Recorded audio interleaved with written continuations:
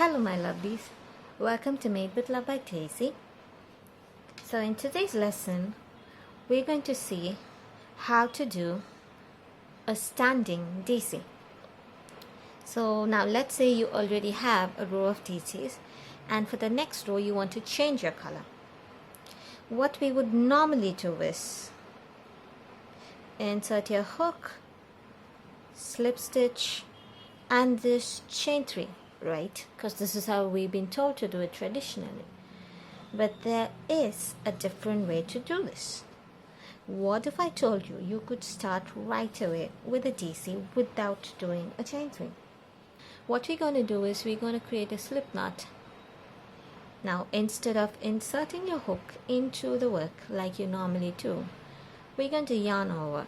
So it's important that your index finger is holding your slip knot in place. So make sure you're holding it so that it doesn't rotate around. Yarn over your hook. Now we're going to insert your work into the first stitch. Pull up a loop. Now you have 3 loops on your hook, right? Finish the daisy. There you go. That's how you make the starting daisy. I hope you like this tutorial.